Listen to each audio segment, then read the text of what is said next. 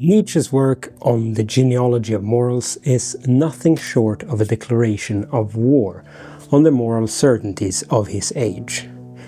Europe in the late 19th century was indeed a place of friction. Science was advancing rapidly, religion was losing its grip on public life, and yet almost nobody questioned the fundamental moral values inherited from Christianity. It was as if Europeans had thrown out God, but kept his rulebook. This blind spot fascinated Nietzsche. These English psychologists, he writes in the first essay, referring to utilitarians like Herbert Spencer, lack historical sense. They tried to explain morality as something that evolved naturally to benefit society, but Nietzsche saw something far more disturbing. A history of psychological warfare where the weak had triumphed over the strong, by weaponizing concepts like good and evil. Think about it, we instinctively praise humility and condemn pride. We celebrate the meek and look suspiciously at the powerful. Where did these attitudes come from? Nietzsche's answer is they emerged from a psychological revolt by history's losers, who turn their weakness into a virtue and other people's strength into a sin. He believed that this slave morality had become so deeply ingrained that we couldn't even recognize it anymore.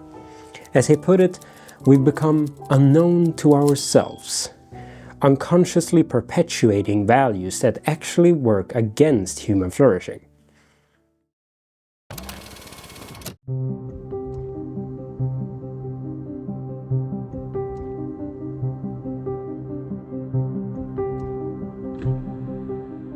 Most philosophers try to justify judgments about what is good or evil by appealing to reason, utility, or even divine command. Nietzsche does something different though.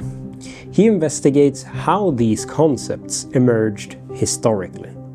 Think of him as a detective investigating a crime scene, but the crime scene is about 2,000 years old, and the victim is our understanding of morality itself.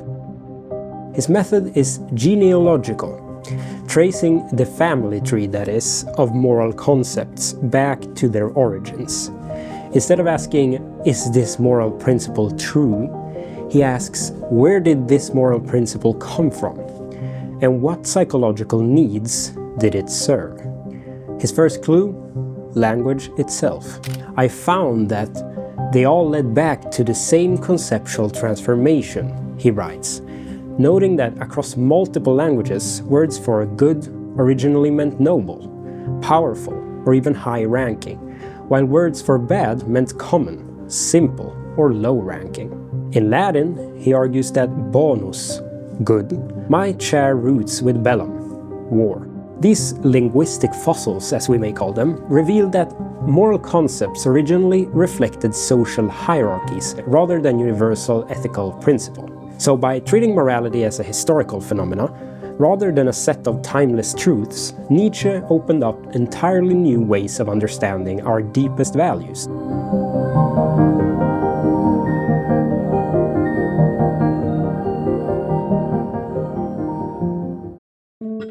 Nietzsche's investigation leads him to a rather startling conclusion. Originally, good wasn't about being kind or helping others. It was actually about being powerful, beautiful, and successful. The concept began as a form of aristocratic self-celebration, if you will. I mean, picture ancient warrior nobles, the Vikings, the Greek heroes, the Roman patricians. These weren't really people who stayed awake at night worrying about the welfare of others. They were bold, confident, and unapologetically self-affirming. And in their worldview, they were the definition of good.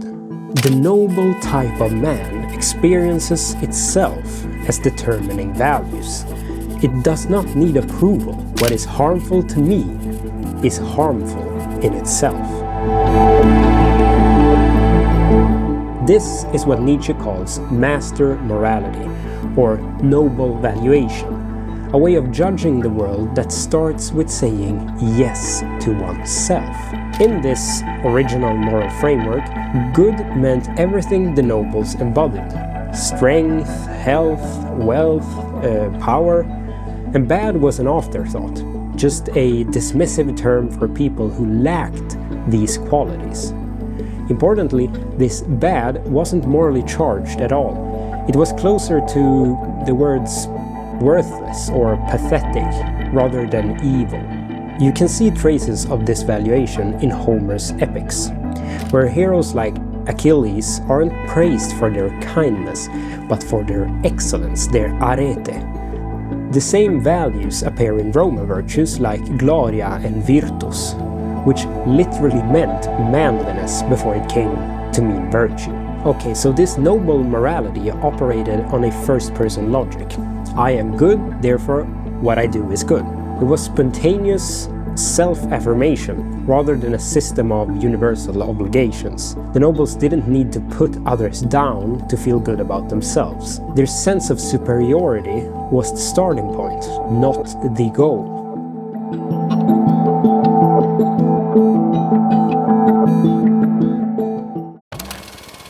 The most dramatic moment in Nietzsche's narrative comes when he describes what he calls the Slave Revolt in morality, perhaps the most successful revolution in human history, and at the same time one that has gone largely unrecognized. Imagine being conquered or enslaved by those noble warriors I described earlier. How would you fight back? You couldn't match their physical strength or wealth, right? But what if you could change the rules of the game itself? What if you could make their very strength appear not impressive, but evil? This, Nietzsche argues, is exactly what happened. The priests of subjected peoples, particularly the Jewish priests, engineered an ingenious psychological reversal. The key move was transforming the nobles' good versus bad distinction into a moral good versus evil distinction. Instead of being simply an afterthought, the judgment of the oppressed became primary. The slaves said, "These powerful people are not good, they are evil. They are cruel, violent, lustful, and ungodly. We, the suffering and weak, are actually the good ones because we don't harm others." Consider the Beatitudes from Jesus' Sermon on the Mount. Blessed are the meek, blessed are the merciful, blessed are the peacemakers. Each blessing inverts the values of the warrior aristocracy. The last shall be first, the meek shall inherit the earth. The slaves couldn't beat the masters at their own game, so they changed the game entirely. Now, what made this revolt so successful was that it worked from the inside out. Eventually, even the powerful began to doubt themselves, to feel guilty about their own strength and success. The nobles were conquered not by external force, but by internalizing their enemy's moral framework.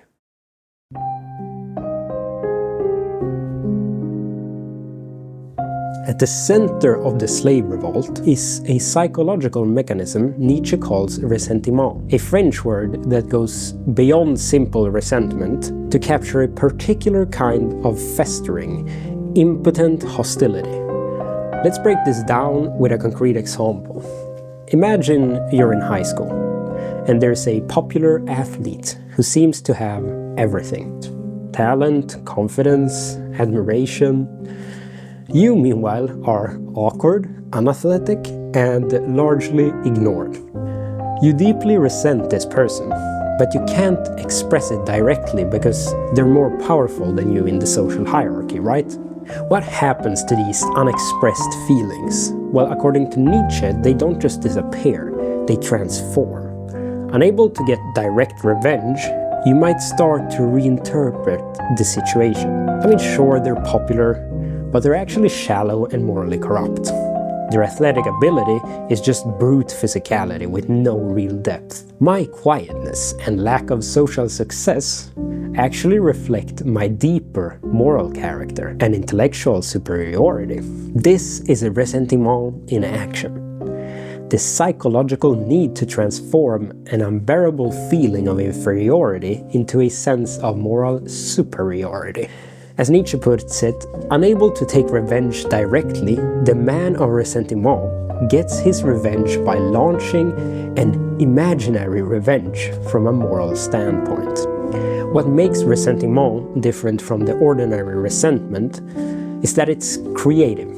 It generates new values. The weak don't just envy the strong, they develop an entire moral framework that condemns the qualities they lack and elevates the qualities they possess. The genius of this approach is that it provides psychological relief without requiring actual power. You can't beat the popular kid at sports, but you can judge them from a moral high ground of your own creation. It's a triumph of imagination over reality. Okay, so to round this off then. Nietzsche's first essay, in the Genealogy of Morals, delivers a total shock, to be honest, to our moral certainties.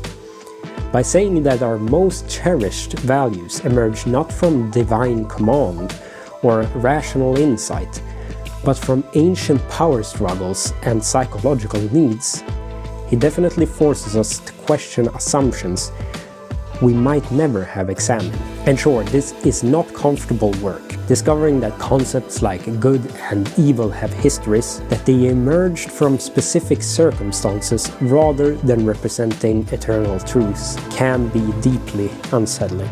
But this unsettling revelation also offers a kind of freedom. I mean, if moral concepts are human creations shaped by history, then we aren't bound to inherit them uncritically. We can examine our values, question their origins, and consider whether they truly serve human flourishing in our own time.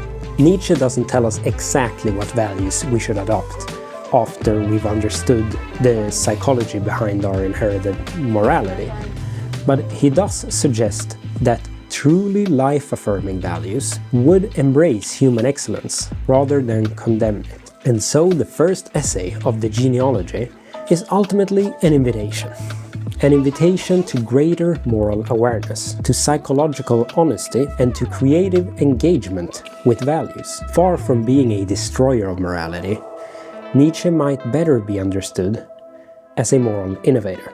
He exposes the origins of our moral concepts and so clears the way for new, more honest approaches. His genealogical method remains one of the most powerful tools we have for understanding not just what we believe, but why we believe it.